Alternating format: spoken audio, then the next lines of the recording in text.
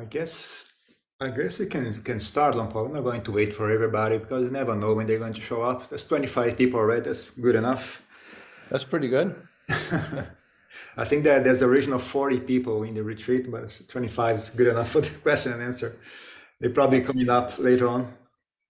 Yeah. So, Paul, thank you very much for joining us. The theme of the retreat is about death contemplation and how this can help you get a more better life. Now, you use the contemplation of death. How can help you have a better life? So I already gave a Dhamma talk this morning, a little bit about it.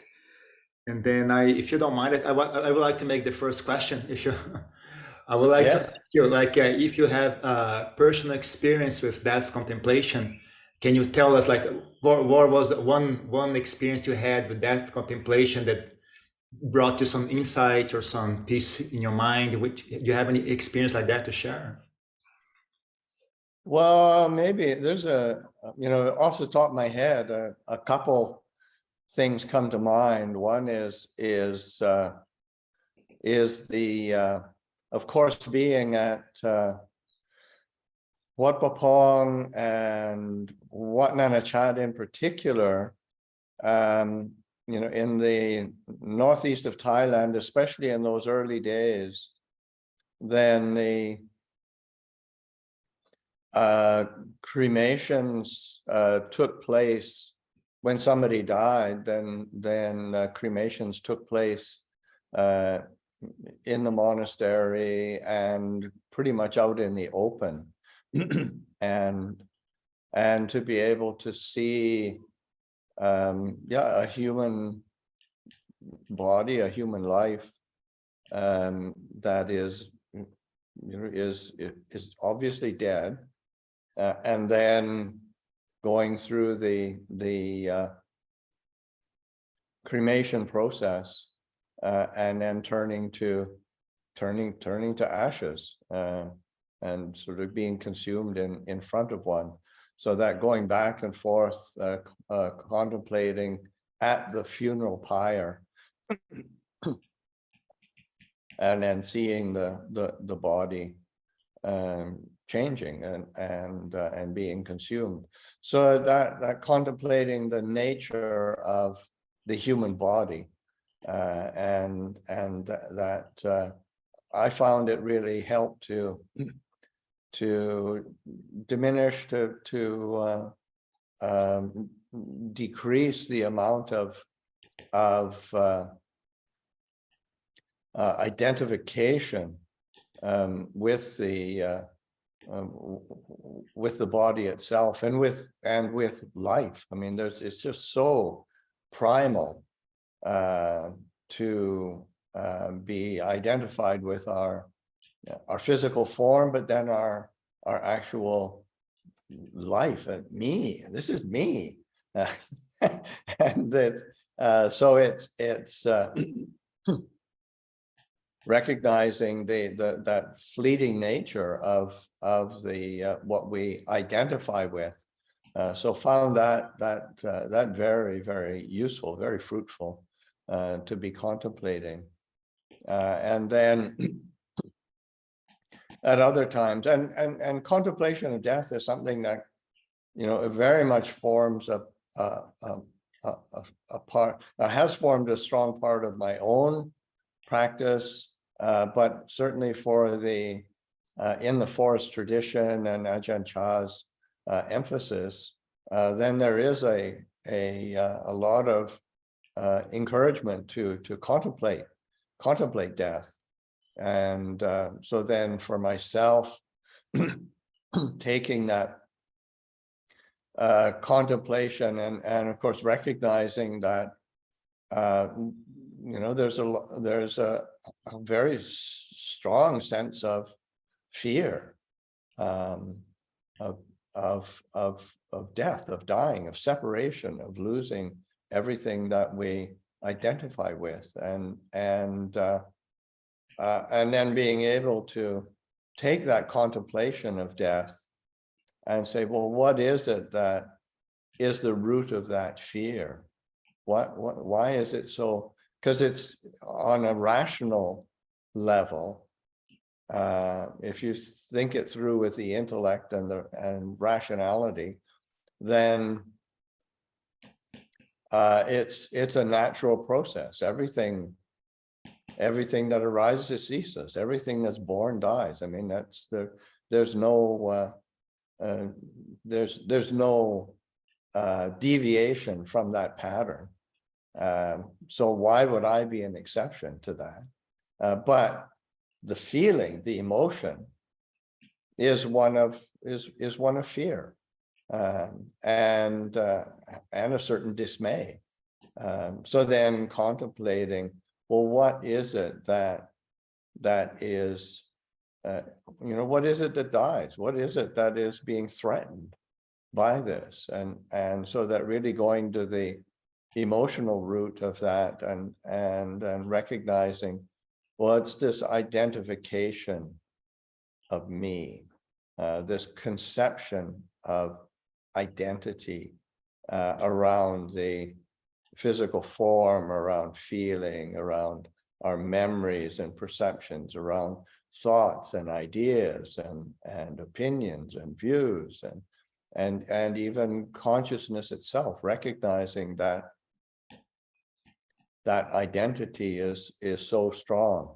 And so then being able to give a just putting it out on the table and investigating it, or recognizing, acknowledging that's where the fundamental root of that fear is. And then by reminding oneself and to bringing the mind closer to that recognition, on an honest acknowledgement of the nature of or the pervasive nature of death, then the mind starts to lose its grip, or the sense of attachment becomes willing to start to let go of that. And so that's a couple perspectives. I mean, there's probably others that I could think of, but that's what pops into my mind immediately. Okay.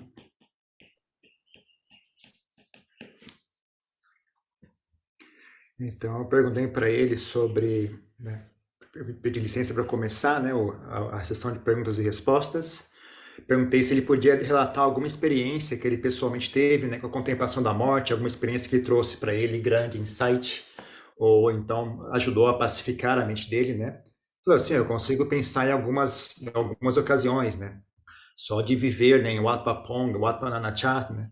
Naquela região, né, no nordeste da Tailândia, eles costumam fazer as cremações a céu aberto, né? Não é dentro de um forno, né? Então, para você poder estar ali e observar o corpo morto, né, o cadáver, e observar o corpo passando pelo processo de cremação, né, deixando de ser um corpo, né, que se parece com uma pessoa e aos poucos se tornando um monte de cinzas, né? Então, esse tipo de contemplação durante um funeral, né, assistindo o funeral e a cremação, traz uma mudança, né? Faz com que a gente enxergue a mudança no corpo, né? E dá a oportunidade para a gente contemplar a natureza do nosso corpo, né? E isso ajuda muito a diminuir a quantidade de identificação que a gente tem com o corpo, né? Com o corpo e com a própria vida, né? Que a gente acha que esse corpo é a minha vida, né? Esse corpo sou eu. É uma coisa, isso é uma coisa muito, assim, instintiva, né? Uma coisa muito primária, assim, na nossa mente, né? É uma forma de identificação muito primária. Não é uma coisa, assim, racional, é uma coisa muito instintiva, né? Falar, isso é eu, né? Isso sou eu. Né? Uma coisa muito...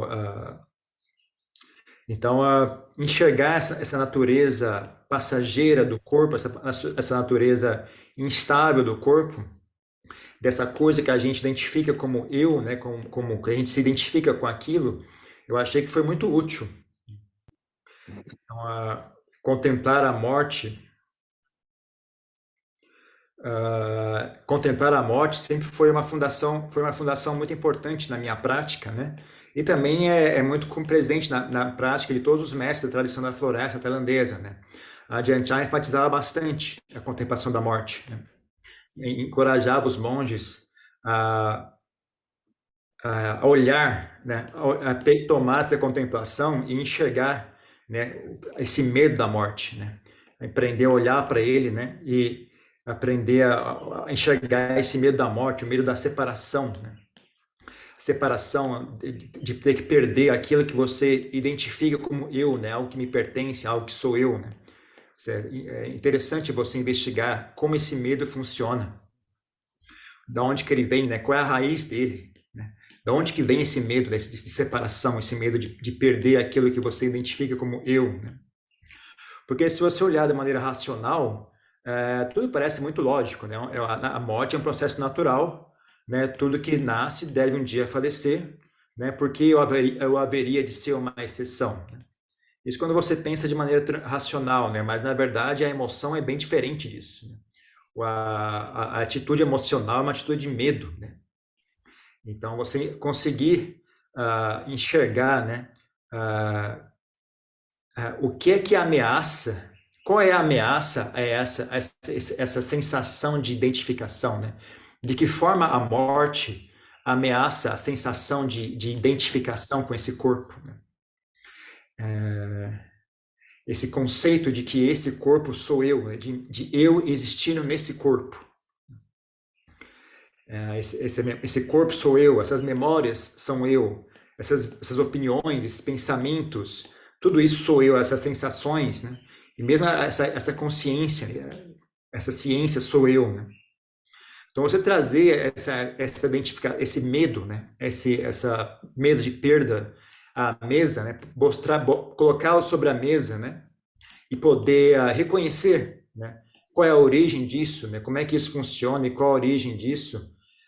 Trazer a mente para esse estado de enxergar com honestidade, né?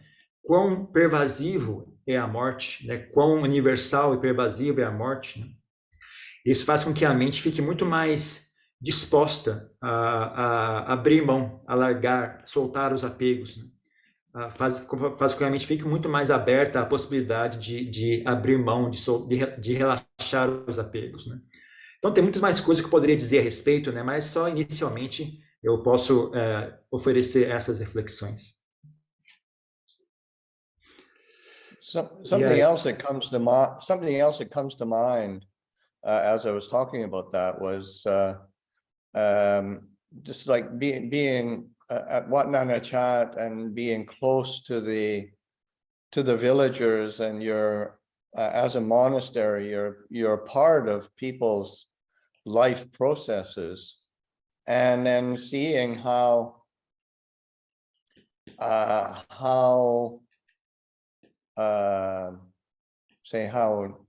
comfortable the villagers were with dealing with death, and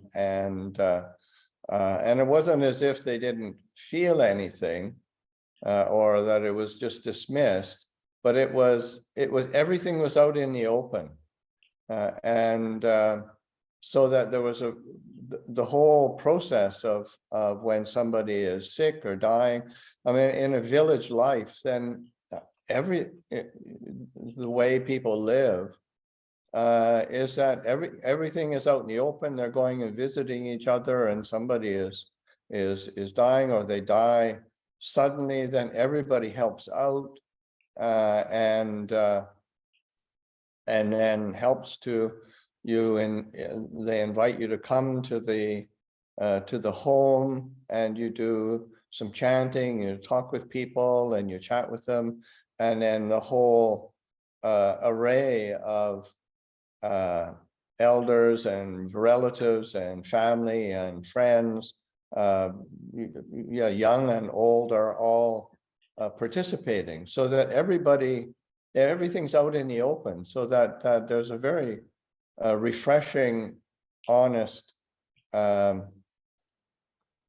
relationship to death, which I contrasted with, say, with my own background and upbringing, where death was very much put in the off to the side, out in some quiet corner somewhere. Just don't talk about it, don't deal with it, don't get morbid. But it's a to me it was really refreshing and healthy, so that people tended to be quite comfortable, and it's not as if people didn't grieve or experience any emotion, because and I've talked with many of the villagers at times, and they said, yeah, well, it's like, this is so natural, but if it's somebody as young or somebody as you're particularly tiny, yeah, of course it hurts, but it's also open, it's out in the open, and very honestly paid attention to and dealt with. So so that makes for a lot of support for people when they're faced with say serious illness or death. They do get supported a lot, because everybody's there to be present, to be helpful, and to share in these life cycles. So I found that really quite impressive, in especially as a young Westerner first going to Thailand and seeing that. I just found it very insightful and refreshing. Also, in those days, it was like, this is very, very rural and a very simple life. So basically, there was two ways you died. You died of a headache, or you died of a stomach ache. I mean, that was about it, unless it was an accident in some way.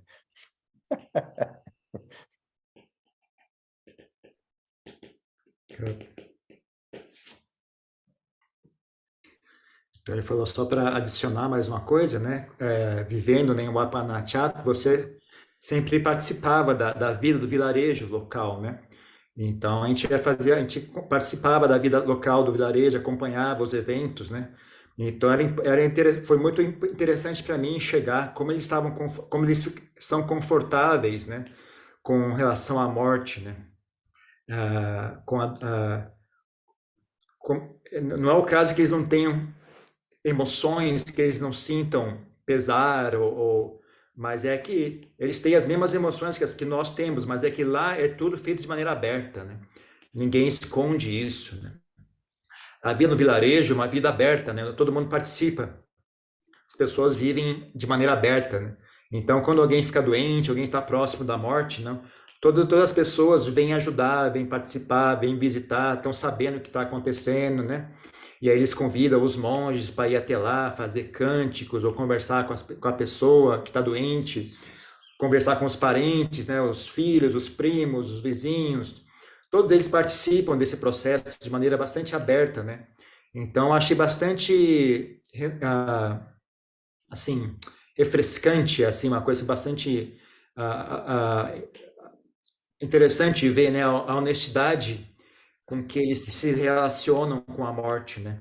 Já você botar isso em contraste, né, de como é que eu fui educado, né? Na minha educação, a morte foi sempre algo a ser escondido, algo proibido falar a respeito, não quero lidar com isso, né? Não pode você falar a respeito, que não você está sendo mórbido e assim por diante. Já lá eu achei que foi uma coisa muito saudável, uma atitude muito saudável, ver as pessoas estão tão confortáveis, né, perante a realidade da morte, né? Eles também sofrem, né? Eles também sentem pesar, né? Sentem tristeza quando alguém vai falecer, mas é tudo feito de maneira muito natural, né? Tudo isso de maneira natural e aberta, né?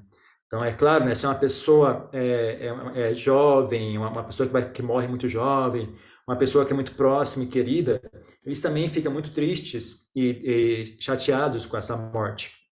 Mas é tudo feito em aberto, ninguém esconde isso, ninguém finge que não está acontecendo, é tudo feito de maneira aberta e as pessoas todas, então, podem oferecer a ajuda delas, né? Quando a coisa é feita de maneira aberta, dá auxílio, né? As pessoas que estão falecendo, elas conseguem ser ajudadas, conseguem ser auxiliadas, né? Elas não estão sozinhas, né? Todos estão lá para partilhar daquela experiência, né? E todos estão juntos partilhando desses ciclos naturais da vida, né? Então, eu como um jovem monge, vindo do Ocidente, fiquei muito impressionado, né? Em presenciar isso. Mas também, né, lá como é uma área muito simples, uma região rural, né, naquela época não tinha muita medicina, o que quer que seja, né? Então, no final, todo mundo morria, ou você morria de dor de cabeça, ou dor de estômago, ou de acidente. Isso eram as únicas 3 mortes que ocorriam, né? Não tinha muito mais do que isso.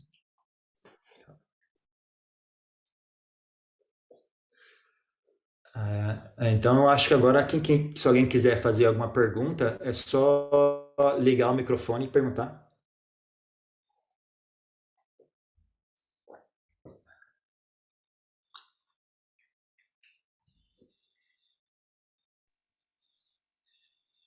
Jean, gostaria de fazer uma pergunta.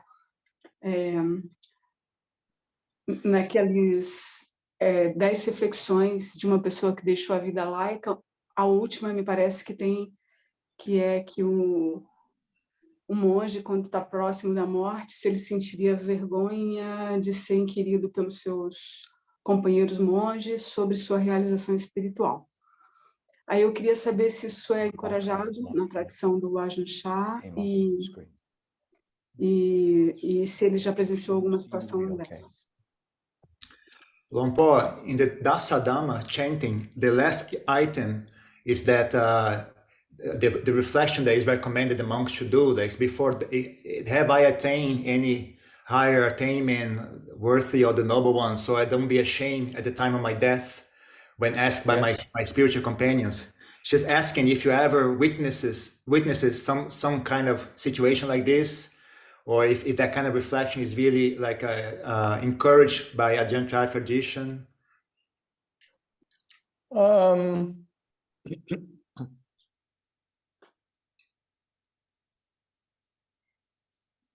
Not really. In the sense that, already, if you're contemplating your life and your practice, I think that's why there's such a strong encouragement to be like this, the contemplations, the regular contemplations of say recollection of Buddha, Dhamma, Sangha, recollections of sila, of one's virtue, recollections of generosity, as well as say a contemplation of death, then one is reviewing and reflecting on one's life, one's experience, and paying attention to what's the work that still needs to be doing. Do I have a refuge? Do I understand how my skillful action and skillful living of life with integrity has brought benefits? Do I see clearly how my actions have skillful results or not? So that, because it's quite natural to be, as one recollects or as one gets older, to be reviewing and what is there some regret, remorse, and because it's the way the mind works, so that you want to make that conscious in order to highlight say, the benefits and the skillful or beautiful results that one has gained in one's spiritual practice and living a life, because it's I think it's just human nature you want to be making that a conscious process of reviewing the strengths and benefits of one's investigations and one's practice, because the mind does tend to we're in the same way that you look at news media and it's not a whole lot of good news. That doesn't sell. It doesn't sell newspapers, or it doesn't sell clicks on a computer. It's the negative things that grab attention, so that you want to be consciously reviewing to make sure that those natural tendency to be drawn to the negative perceptions, negative memories are undermined and are relinquished, are released, and that there is a very strong inclination to remember the good, because it's so often, when we don't make it conscious, then we don't attend to it. So it's important that we make that conscious and make it front and center, and sometimes from a kind of Western Judeo-Christian background, thinking in positive ways about oneself is sometimes sort of saying, oh, you can't do that. It's sort of like, the more you beat yourself up, the more virtuous it is, which is really that's not really useful. So it's important to recognize how strong habits are in the human condition, and to consciously counteract them.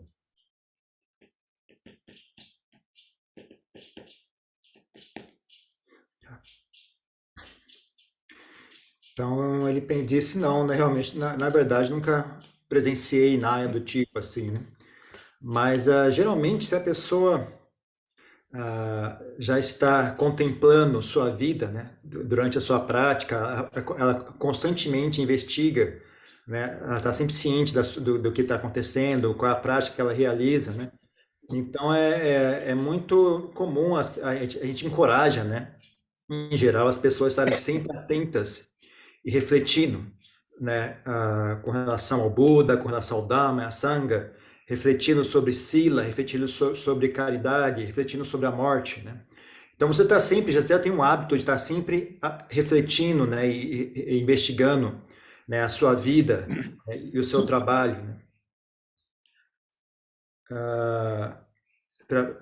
O trabalho que você já realizou, né? Então está sempre olhando, né? Será que eu tenho boas qualidades? Eu estou vivendo uma vida saudável ou não? Minhas ações estão corretas? Eu estou agindo bem ou mal? Né? Então isso é uma coisa assim que é presente, constante na vida de um monge, né? Porque também é uma coisa natural, né? Conforme você fica mais velho, é meio que natural da mente investigar e rever, né? E olhar, será que eu fiz alguma coisa errada? Eu tenho algum remorso? Alguma coisa da qual eu me arrependo? Isso também faz parte natural, né, de como a mente funciona. Mas de qualquer forma, você é desejável que você faça um esforço para sobressaltar os bons resultados da sua prática, né? É interessante que você faça um esforço para lembrar-se, né, dos bons resultados das coisas boas que você já fez.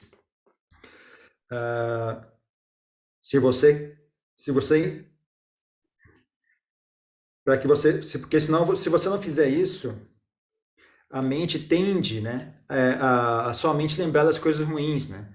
Ela funciona um pouco como o noticiário, né?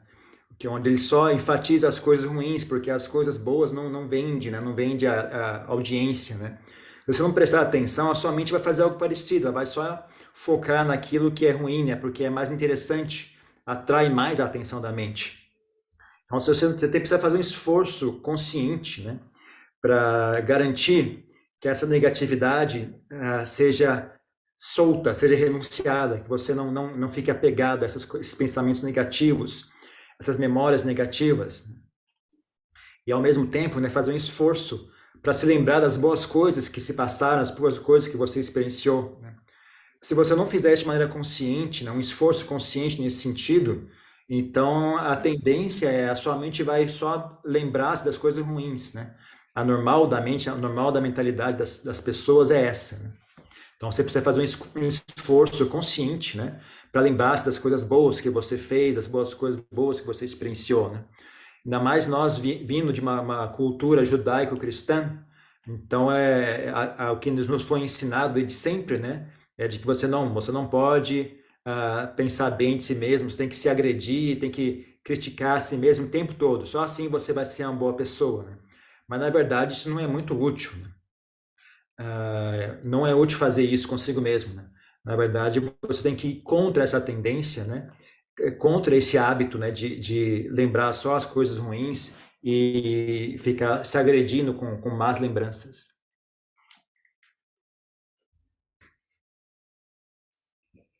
Alguém tem mais uma pergunta? Eu tenho, Adjan. Ah, Eu queria pedir dicas para ele, né, de como trazer a pacificação da mente e auxiliar a amenizar o desconforto nos sentimentos em relação à morte, em uma sociedade que, no caso do Brasil, mas acho que do Ocidente de forma geral, que trata a morte como superstição e da ideia de não contemplação da morte. she would like to ask for tips or advice about how to pacify the mind when dealing with the idea of death. Since we come from a society that has a lot of superstition around the issue of death and does not encourage people to look at it in an open manner. Yeah. Well, besides the actual direct contemplation of death, then it's always good to remember that the death is only one part of our life, and the rest of it we've got to pay close attention to, in terms of how do we create a sense of well-being, happiness, clarity, and a sense of, say, steadiness, stability within our day-to-day life. And so then that recognition of one, when we're thinking of contemplations, that contemplation of I am the owner of my actions, heirs to my actions, born of my actions, related to my actions. So whatever I shall do for good or for ill, of that I'll be the heir. It's just that recognition that we whatever we put into our attention or into our hearts, then it's going to come back to us. So that the developing of mindfulness and a continuity of awareness, it just makes so much more sense to live one's life as clear and alert as possible, so that avoiding various ways that we distract or dull our minds, whether it's physically or with media or with a lot of internal kind of complications, but then also really developing a relationship with loving kindness and compassion. That's oftentimes in the sutras and the teachings, there's an emphasis on the cultivation of, say, of metta, in order to overcome ill will and anger. But I think it's really underestimated how important that that development of loving kindness and compassion is for establishing a baseline of ease within the heart, and how one relates to, first and foremost, to oneself, that one's comfortable with oneself. One has a kind relationship with oneself, and then has a kind and caring relationship with the world around us, with other people. And in the same way with like generosity and kindness, they really work together. And so you want to pay attention to the sources of happiness. Like sometimes that's overlooked in Western Buddhism, because there can tend to be so much emphasis on Four Noble Truths. It's all anicca, dukkha, anatta. It's all unsatisfactory and not, which is true, but it's also important to pay attention to what's the baseline that one relates to truth with, and that sense of paying attention to kindness, to generosity, to integrity, because it's a tremendous source of happiness and well-being. And when there's that solid foundation of happiness and well-being, then the relationship to death starts to change, because it's just not so. There's a clarity and stability as a foundation to relate to the reality and truth of the limitations of this human existence, and yeah, it's just not so overwhelming, and the Buddha places a tremendous importance on the cultivation of generosity, of precepts, of that virtue and integrity of living together with other human beings, and living with oneself with kindness and compassion. It has a huge effect on the heart.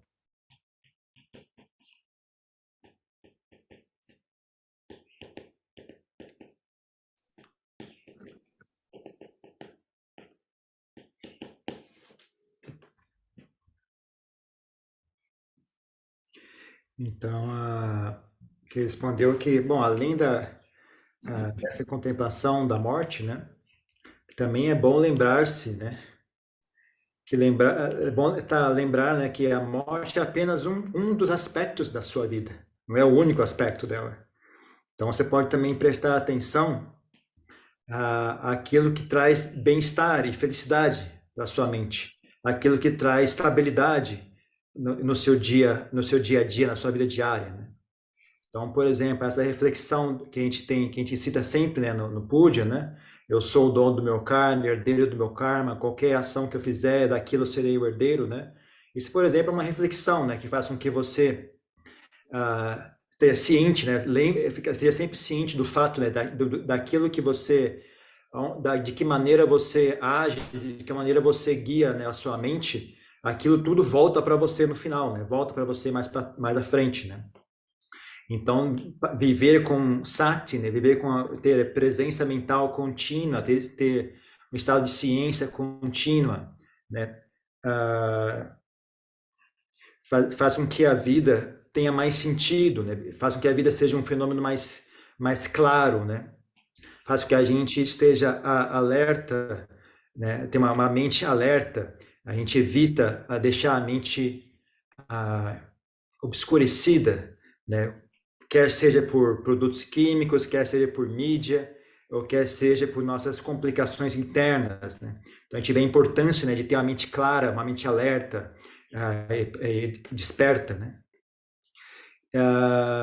Então, para isso, é importante também não negligenciar, né, o desenvolvimento, né, em relação à meta, né, ao bem-querer e à compaixão. Então, no Sutra, a gente vê sempre o Buda mencionando, né, a importância de bem-querer como um antídoto, né, para o rancor, para a raiva, para a má vontade, né? Mas também, às vezes, a gente negligencia, né, como o bem-querer também é uma fundação importante para o bem-estar da mente, né?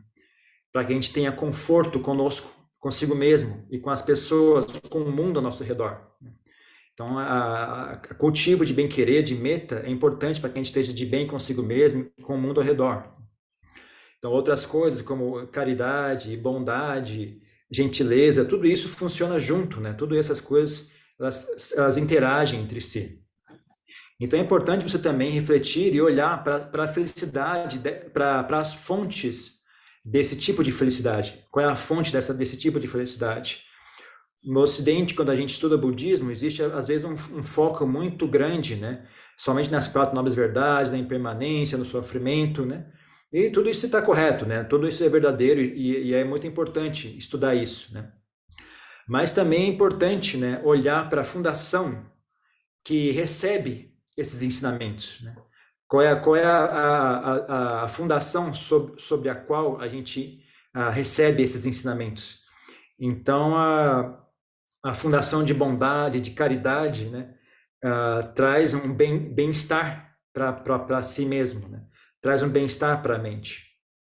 E aí, tendo uma mente saudável, né, nosso relacionamento com a morte também muda, né? Quando a nossa mente é mais saudável, o nosso relacionamento muda com relação à morte. A gente enxerga ela de maneira diferente, né? A gente já enxerga essa natureza da existência, essa natureza da impermanência, já não é tão opressiva como era antigamente, né? Quando a gente tem uma mente bem estabelecida em bondade e bem-querer, né? A natureza da impermanência, a natureza da morte já não é algo tão assim que sobrepõe, né? Oprime demais a nossa mente, né? Então, o Buda sempre ensinava com relação à importância, né, de bem-querer, né, da meta, de bondade para consigo e para os outros, né, porque isso vai ter um efeito muito profundo na sua mente.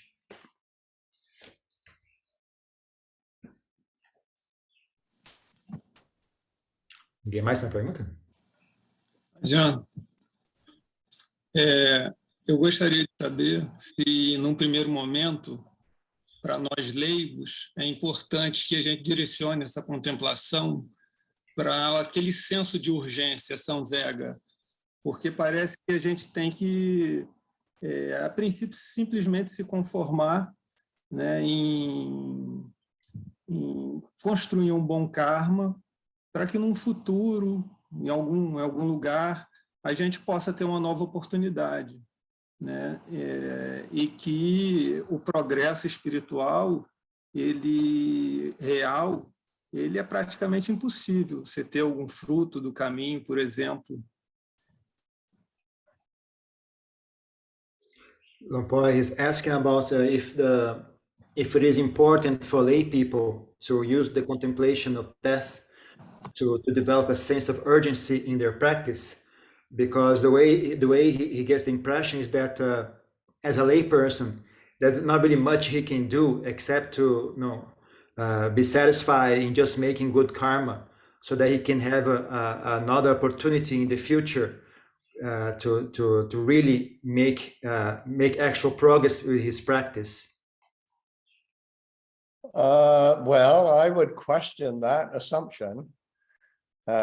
First off, because it's the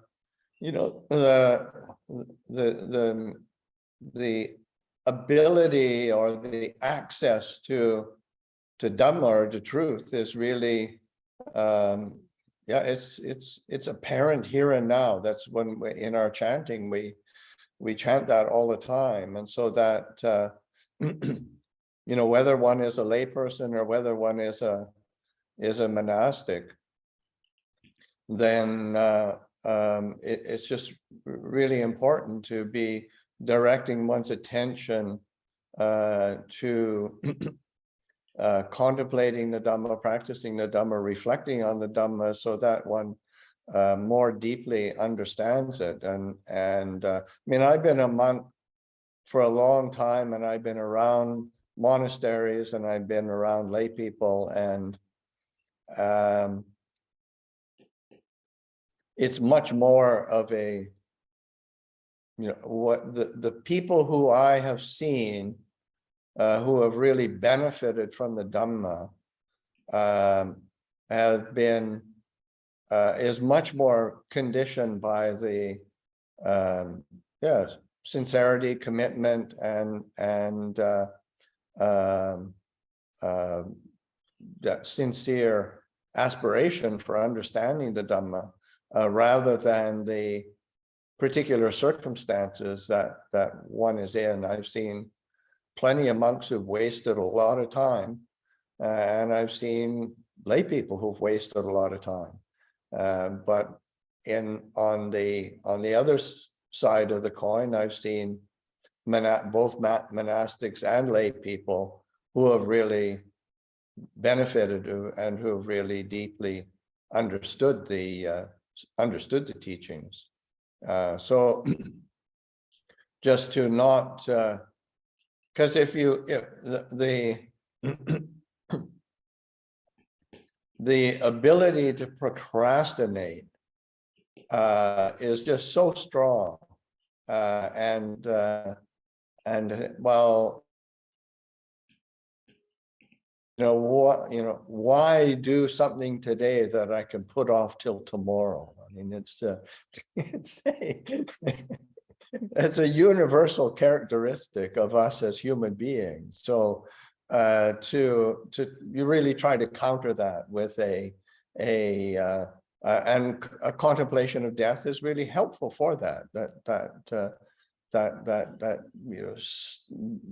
Bringing up a sense of urgency, bringing up a sense of, I shouldn't be wasting time, because the days and nights are relentlessly passing. That's part of one of our contemplations as monastics as well. So that yes, it is good to develop that contemplation of death, and one of the benefits and one of the aspects is a sense of urgency, or one of the desired effects is a sense of urgency. But also to recognize that this is a universal truth, and it's not limited to people in some, when I get the conditions absolutely perfect, then I'm going to understand Dhamma. That's never going to happen. That is a delusion that we all suffer from. So whether we're monastics or lay people, so and there's always an excuse of, I can't practice today because it's too hot, it's too cold, I'm too full, I'm too hungry, I'm too tired, I'm too restless with energy. I mean, there's an endless litany of excuses that we make for ourselves, and it's just so important to be willing to bring it back into the present moment and recognize, yes, this truth of the Buddha's teachings is apparent here and now. And it needs to be brought inward, brought into the heart. Open Aiko Dhamma, leading inwards, leading into the heart.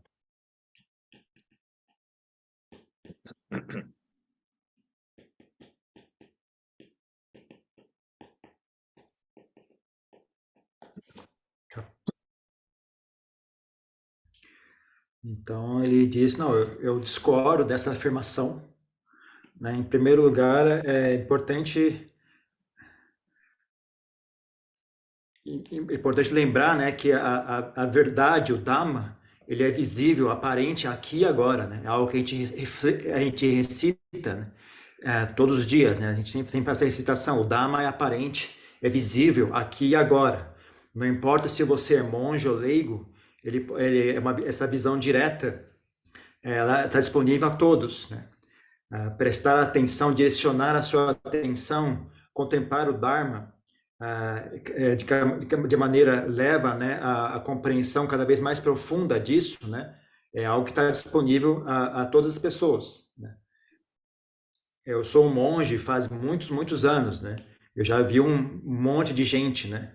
E das pessoas que eu já presenciei, que eu vejo que realmente se beneficiam do ensinamento do Buda, em geral, o que elas têm, né, como característica, essa sinceridade, né, esse comprometimento com relação à prática, essa aspiração, né, essa volição de enxergar por si mesmo, né, de fato enxergar a verdade por si mesmo, né? Isso não tem a ver com ser monge ou não. Já vi muitos monges que desperdiçam completamente o tempo deles. Também vejo muitos leigos que desperdiçam por completo o tempo deles. Mas eu também vejo muitos monges que usam bem a oportunidade que eles têm e se beneficiam. E também vejo muitos leigos, né, que usam bem a oportunidade que eles têm e ganham grande benefício, né, e compreensão do Dharma. Então, fique atento, né? Essa habilidade que nós temos de procrastinar é algo realmente fantástico e muito forte. Essa ideia, né, de por que fazer hoje se eu poderia fazer isso amanhã, né? Essa é uma ideia universal, né? Essa é uma atitude universal. Não importa de onde você vem, todo lugar isso existe, né? Então, a contemplação da morte, sim, pode ajudar, né, a vencer, né, essa tendência à procrastinação, a querer deixar isso para uma outra ocasião futura, né, trazer um senso de urgência para a sua prática, né. Então, você pode refletir, né, eu não deveria desperdiçar meu tempo, né, porque como é que eu vou saber, né, quanto tempo mais eu ainda tenho, né, para me dedicar a essa prática, né, melhor não desperdiçar a minha oportunidade, né, e assim por diante. Então, o bom efeito é um bom efeito que isso traz, né? Traz um efeito de urgência na sua mente, mas também tem que ficar atento, né? Essa tendência universal, né? Que não é que de querer não pense, né? Que somente os monges podem praticar, né? Essa ideia, né? De quando eu tiver uma oportunidade melhor, aí sim eu vou conseguir praticar. Né? Isso você não vai conseguir nunca dessa maneira. Essa oportunidade perfeita que você acha que existe no futuro e que você finalmente vai praticar o Dharma, nunca vai chegar. Né? Então não adianta você ficar pensando assim que isso você está apenas iludindo a si mesmo. Né? E essa ilusão também está presente nos monges. Né? Os monges também às vezes têm esse tipo de ilusão, né? Essa ideia de que existe um momento futuro em que finalmente ele vai praticar o Dharma. Então, na verdade, isso é apenas uma manifestação de preguiça, né? Essa ideia então, cada dia tem uma desculpa diferente. Hoje não vai dar, hoje eu estou muito cansado, hoje minha mente está muito agitada, hoje estou com muita fome, está muito calor, está muito frio. Então, uma fila, né? uma sucessão infinita, né? de desculpas, né? Que a mente consegue produzir. Então, é importante essa reflexão, né? De que o Dharma é aparente aqui e agora, ele é visível aqui e agora. Ele é chamado Opanaiko, né? Algo que é visível aqui agora e algo que leva, conduz para o interior. Né? É algo que você enxerga dentro de si mesmo, e não no local exterior, né? Algo que leva ao interior.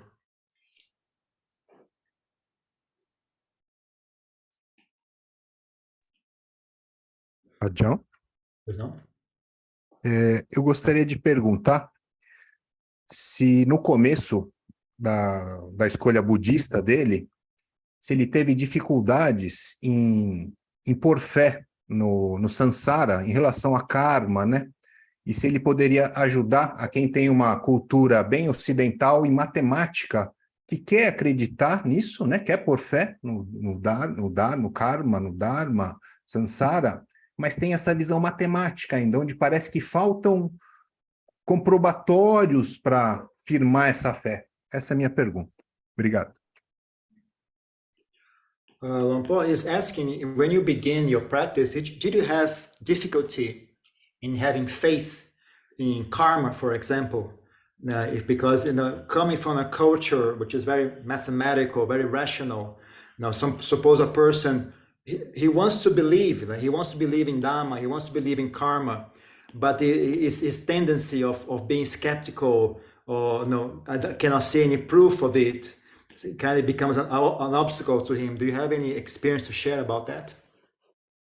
Yeah, I mean, keep it very tangible and don't go to the theory of karma, but because who can verify that? But go to the experience of karma, and because karma, just the word karma in the scriptural language, its literal translation is it's the verb to do. So it's just we do something, it has a result. So that if you and so that you can see the results of actions very very easily or very straightforwardly. I mean, you smile at somebody and they respond to you differently than when you curse at them. I mean, it just is it's a different reaction. It's a different result. So that there is a direct relationship to what we do by body, speech, and mind, and what we receive. So that the Buddha places it on that tangible basis, as opposed to something that is some mystical law of karma where everything is somehow evened out on a cosmic level. I mean, that just is kind of, to me, that's a waste of time. But on a really practical and tangible level, yeah, what I do has a result. Like when I wake up in the morning and I hear my alarm and I jump up, has a very different result than when I hear an alarm in the morning and I hit the snooze button. That's a very different result. And because you keep hitting that snooze button and you're done for. So that the result, the actions that we invest in have a result, and and to experience it in terms of how does it feel, and both in terms of personally, but also in terms of how we relate to the world around us. You just like relating to the world around us with kindness and generosity has a very different result than when one relates to the world out of selfishness and just personal anxiety of getting what I want, getting what I need. It just has a completely different effect. So that start to pay attention to the laws of karma in a present moment basis, on a tangible basis, as opposed to some kind of external theory of how, because that's what we can experience, and that's one of the qualities that the Buddha, when I was saying the qualities of Dhamma, of open ego, leading inwards, another quality is pachatang. It's to be experienced, each person for each wise person for themselves. You want to make it experienceable rather than theoretical.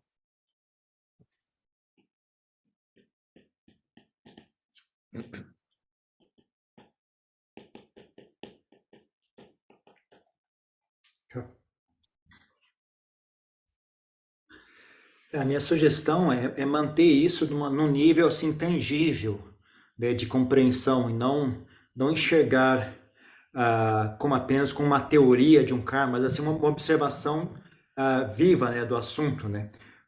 Tentar enxergar como não como uma teoria assim mística, né, de karma, de uma lei do universo, porque como é que você conseguir verificar isso, né? Quem poderia ser capaz de verificar algo como isso, né? Então tenta enxergar a questão do karma como uma questão de uma experiência, né? Manter um nível de experiência.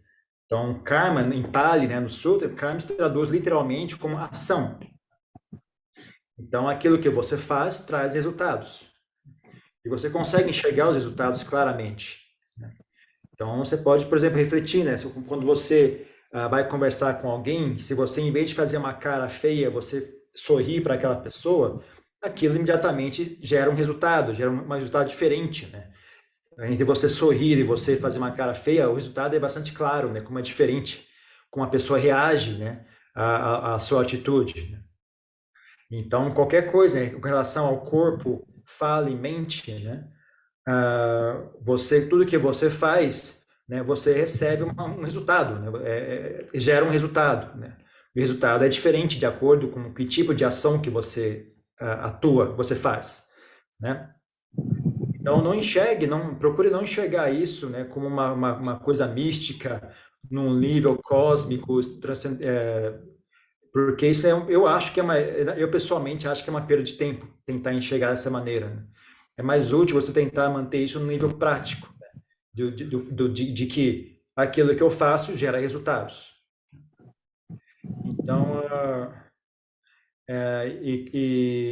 por exemplo, né, se você de manhã cedo, né, é diferente, quando o alarme toca de manhã cedo, é diferente de você levantar e você ficar ali apertando o botão de soneca, né? O resultado é bastante diferente, né? Então, é esse tipo de coisa, você pode enxergar a diferença de resultados, né? Conforme da maneira que você age, né? Você tem resultados bastante diferentes. Então, as ações que nós fazemos trazem resultados. E você pode ver isso tanto internamente, dentro da sua própria mente, mas também como você se relaciona com o mundo, né? O mundo ao seu redor. Se você tiver uma atitude de relacionamento com o mundo permeada de bondade, de bem-querer e de amizade, você vai ver como é bem diferente, né? Como as coisas acontecem diferente do que se você tiver uma relação com o mundo baseada em egoísmo, em raiva, etc., né? Em maldade, etc., né? Então, quando você prestar atenção à questão do karma, você tem que prestar atenção no momento presente, né? Em vez de imaginar o karma como um fenômeno externo, né? Porque o karma, essa questão de karma, esses resultados são algo que a gente pode experienciar diretamente, por si mesmo, pode observar por si mesmo. Então, como eu mencionei anteriormente, né, o Dharma ele é opanaiko, né, é algo que a gente enxerga internamente, enxerga dentro de si, né? Ele também é pachatan, vegetabu, né, para ser experienciado por si mesmo, né? Algo que você tem que enxergar por si mesmo, né? Então, tente manter essa investigação do que é karma, tente manter isso no nível da experiência e não no nível da teoria.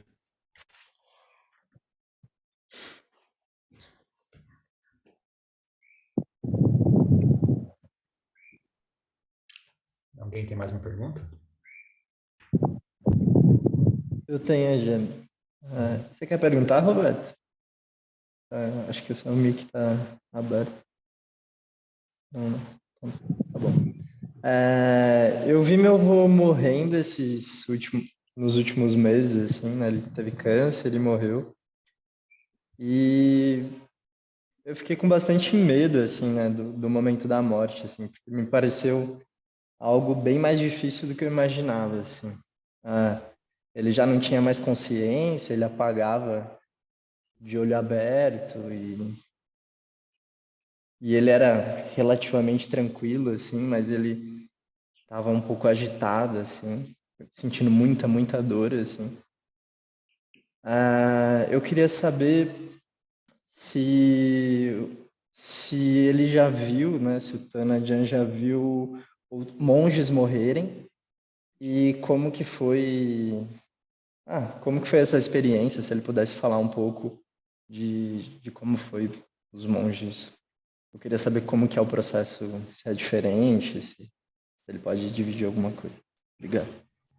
Lompo, recently he experienced the death of his grandfather, and he was surprised. It was a little bit more difficult than he thought it would be.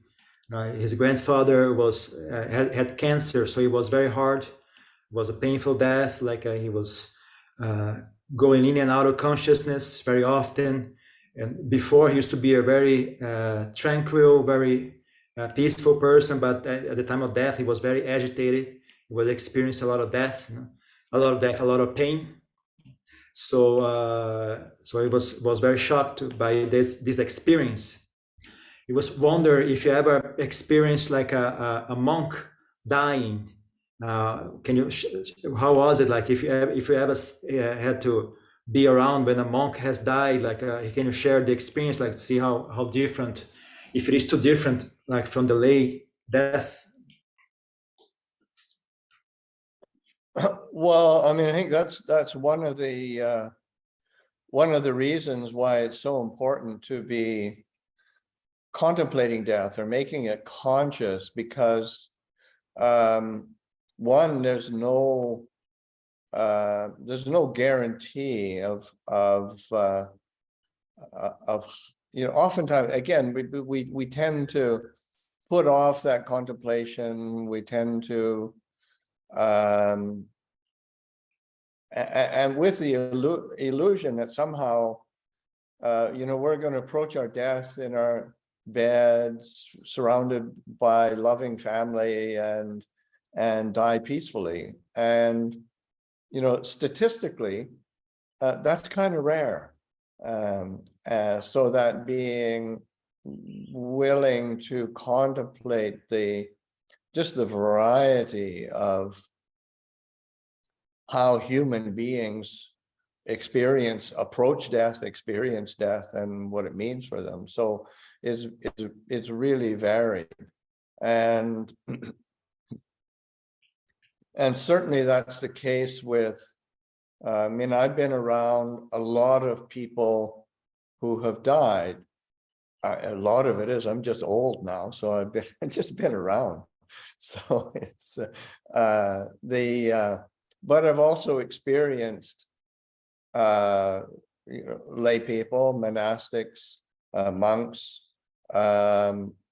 who are well practiced and well trained, monks who are they've experienced an early death.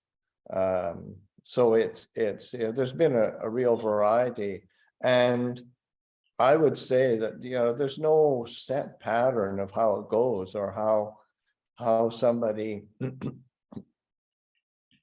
experiences their death in terms of because somebody might be experiencing quite a painful death, and sometimes it's experienced with a lot of clarity and stoicism, an ability to ride with it, and sometimes it can be overwhelming. Pain is pain. But certainly those who have done the most conscious preparation for their death seem to be the most, clear and steady within that, because change or death that's your major change in this human condition, and to be able to take it on really consciously, and to be honest about, because sometimes sometimes the things that unsettle us the most are the things that are a bit of a surprise, or what we haven't expected. But that's one of the benefits of of contemplation of death in from different angles and facets, is that the more clearly we can prepare our hearts for uncertainty, then the more able we are to be comfortable and clear within that death process. But yeah, it's yes, death is a bit of a mystery for everyone, and the more we're willing to open our hearts to it, the less confounding or fearful it becomes.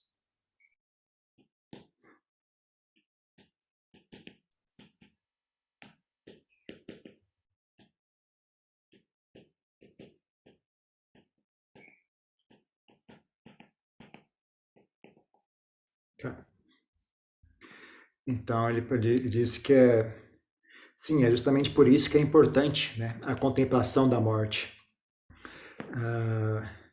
A gente sempre posterga esse assunto, tenta deixar mais para frente, sempre seguindo, né, essa ilusão, né, de que a gente vai experienciar a morte de uma maneira tranquila, numa cama confortável, cercado de pessoas queridas, né?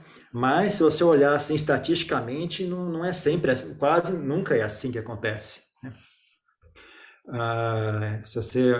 É interessante você investigar, né, e refletir, né, sobre as inúmeras maneiras como as pessoas morrem, né? Não é só daquela maneira que você imagina, né? Na realidade, em geral, as pessoas morrem de outras maneiras, né? Tem muitas formas diferentes de uma pessoa morrer, diferentes experiências, as pessoas experienciam a morte de muitas maneiras diferentes, né? Não é exatamente como a gente imagina que vai ser. Então, eu já vi, durante todos esses anos, já estive perto de muitas pessoas, né, que faleceram, né, por nenhuma razão especial, é só porque eu sou velho já, né. Então, sendo velho, as pessoas vão morrendo mesmo. Então, eu já vi leigos falecendo, já vi monges falecendo, já vi monges que têm uma prática bem avançada falecendo, já vi monges que morreram uma morte prematura, inesperada. O que eu posso dizer é que não há assim, um padrão fixo, né, de como as pessoas experienciam a morte, né. Algumas pessoas experienciam muita dor no momento da morte. Então, outras pessoas conseguem ter clareza, né, e ter uma atitude de estoicista, né, uma atitude assim de aguentar, né, consegue ser uma atitude estoica, né, quando experienciando a morte. Outras não conseguem manter, né, a clareza mental, né, a mente delas é sobrepujada pela dor, né, porque no final das contas dor é dor, né. Às vezes a pessoa realmente, dependendo da quantidade de dor, a pessoa não consegue, né, manter a mente estável, né. Então não tem um padrão assim, né, de como vai ser a experiência da pessoa. Mas o que eu posso dizer é que dá para perceber, né, que aqueles que se preparam de antemão, né, têm uma atitude mais tranquila, né, e mais constante durante o processo da morte, tem uma atitude mais estável durante o processo da morte, né? Então a morte não é nada mais do que uma natureza do corpo humano está associado à morte, né? Então é necessário que a gente tenha, né, uma atitude honesta com relação a isso. As coisas que geralmente agitam a pessoa no momento da morte tem muito a ver também com aquilo que pega ela de surpresa, né? As pessoas não esperavam que ia ser dessa maneira. E quando aquele fenômeno se manifesta, a pessoa não sabe lidar com aquilo, não está preparada para lidar com aquilo, né? Por isso que é importante, quando refletindo sobre a morte, tentar enxergar o máximo de ângulos possível, né? Diferentes maneiras de o que pode ocorrer no momento da morte, né? Para que você esteja preparado espiritualmente, preparado emocionalmente para, caso aquilo se manifesta, né, você já está preparado para receber aquilo. Isso me dá a impressão que leva as pessoas a ter mais conforto durante esse processo da morte. Porque no final das contas, na verdade, a morte é um mistério para todos nós, né? Ninguém é um mistério para todos. Então, é bom a gente se preparar para isso. né, para esse momento que é inevitável, porque se a gente estiver preparado para enfrentar esse momento, então vai haver menos confusão naquela hora, menos confusão mental e uma atitude mais saudável, mais tranquila com relação a essa experiência. Long Paul, we're over an hour already. Now, up to you. Whenever you want to stop, just let us know. Otherwise, It's going to have to be pretty soon because we've got to get. I got to get out of the hall here for the meal. So maybe just one last question, John. One last question. Então, alguém quer fazer uma última pergunta para ele poder encerrar? Eu gostaria de fazer. Pode falar. Primeiro, gratidão pela oportunidade, e a minha questão é assim, hoje é um dia em que também se recorda a crucificação e morte de Jesus Cristo na nossa cultura. A minha pergunta é um pedido para que ele possa falar um pouco sobre essa personagem histórica e essa morte, né, por bem-querer, por compaixão, e sacrifício, assim, à luz da perspectiva dele budista. Long Paul, today's in Catholicism, I don't know if it's the same in the United States or in North America, but Catholic country, today is the remembrance of the death of Jesus Christ. First, she would like to thank you for the opportunity. Né? So today is the day that some cultures remember Jesus. And so she wonders if you has any comments about like the person of Jesus Christ, and also a little bit about the way he died, like his death, like moved by compassion. He died out of compassion, in the sense of sacrifice for the rest of the mankind. Do you have any comments on anything you could tell us about? What is your feeling about this? Do you have any impressions about this? Well, maybe my impression is, the indication of my impression is it's only on her mentioning it that I realize that it's Good Friday. So I've been so far out of the loop of Christian and Western culture for these past 50 years that I've forgotten it. But I think it's really good to bring up, because the example of religious teachers and particularly religious leaders is important to bring to mind. And of course, that's it's not, of course, I mean, I wouldn't be a Buddhist monk, and the vast majority of you wouldn't be sitting in on a retreat if you weren't drawn to the Buddha as a religious leader. But I don't think that Buddhism has a monopoly on religious feeling, so that to be able to recollect an important day in in a Christian calendar, and to look to the example of Christ as a religious leader can be very skillful. I remember one time with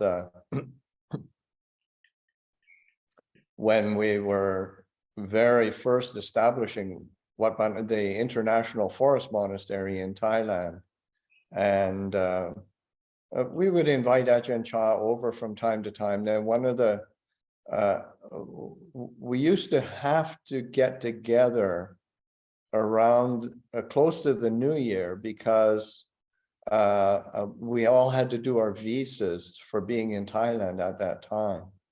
So we would gather at Wat Nana Chat. So then it was close to Christmas, and everybody has a feeling of Christmas being a time of family and of connection with others. And so that we had meal offering, and then invited Ajahn Chah over, and the villagers were sort of confused. Why are these people still celebrating Christmas? Right? And Ajahn Chah, he gave a reflection after the meal, saying that any opportunity that we can gather as human beings and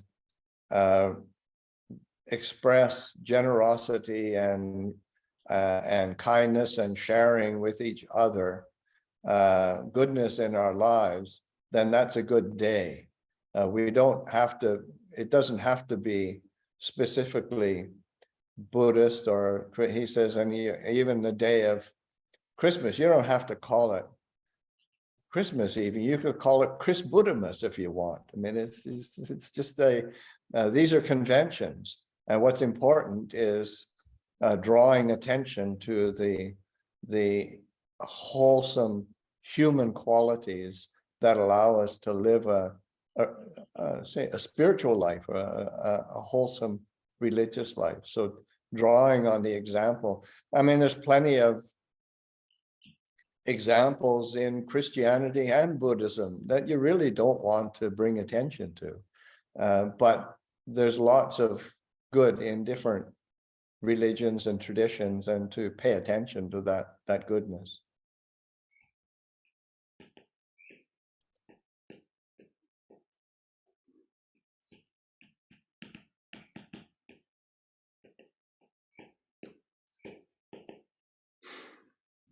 Então, ele disse que você pode ter uma... Curioso você falar isso, né, que só agora que você mencionou, né, que é a sexta-feira santa, não sei como é que chama, nem eu sei. Sexta-feira santa, que é só agora que você mencionou isso, é que eu lembrei que de fato é isso, né? Eu estou há tanto tempo, há mais de 50 anos, fora, né, do circuito, né, das celebrações cristãs, né, que eu até esqueci, né? Mas realmente é uma reflexão muito oportuna, né? É muito bom trazer esse exemplo para a reflexão, né?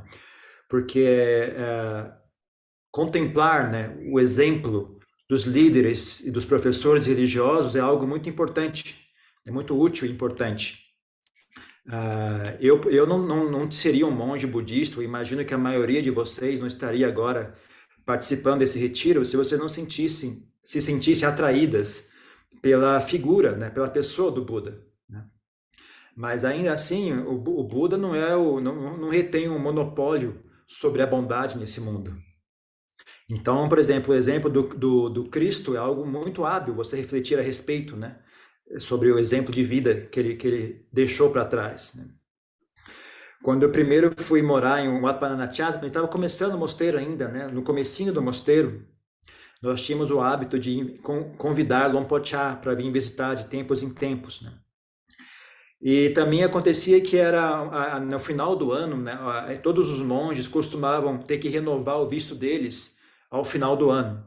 Então criou-se o hábito, né, no final do ano os monges todos se reuniam para ir renovar o visto de estadia na Tailândia. E é justamente a época, né, do fim do ano e tudo mais. Então tem sempre, como ocidentais, né, a gente sempre associa, né, essa época de Natal com essa sensação, né, de um momento de conectar com outras pessoas, de celebrar e de partilhar, né, etc. Então a gente pegou esse hábito, né, de chegando na época do Natal, né, convidar Lompochá para vir até o mosteiro, né, e fazer uma refeição especial com ele, né. E aí o próprio pessoal do vilarejo ao redor começou a achar estranho isso, né? Como é que eles viraram budistas e ainda estão celebrando o Natal, né? Mas Lompochá, ele dizia que não tem nada disso, né? Qualquer oportunidade que as pessoas têm, né, de se juntar, de se congregar, né, para expressar generosidade, para expressar bondade, qualquer oportunidade que haja para fazer isso é um bom dia para se fazer isso, né? É um dia bom, né? Então não tem nada a ver com ser budista, né? Você não precisa nem chamar, se isso te incomoda, então você não chama aí tem um trocadilho de palavras, né? Em vez de chamar de Christmas, chama de Budistimas, né? É um Natal budista, né? Não precisa é só mudar o nome, tudo bem, né? Porque afinal de contas esse nome é apenas uma convenção, né? Então é apenas uma oportunidade, né, de é muito útil, né? Você é uma oportunidade de apontar para as boas qualidades da mente, né? Mesmo porque você pode refletir, né, que existem muitos exemplos ruins dentro do budismo, também como existem muitos exemplos ruins dentro do cristianismo, que não vale a pena ficar pensando a respeito. E tem muitos exemplos ruins também no budismo, que a gente não vale a pena ficar pensando a respeito. E da Na mesma sombra, forma... João. Pois não? João, na sombra.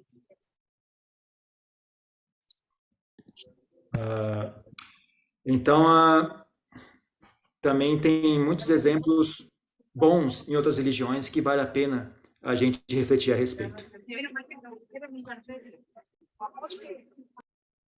Então é isso. Ok, Lampó, thank you very much. Okay, so good to see you. Take care, everyone, Yep. Okay. and enjoy your retreat time. Okay, thank you. Thank you very much. Okay, bye-bye.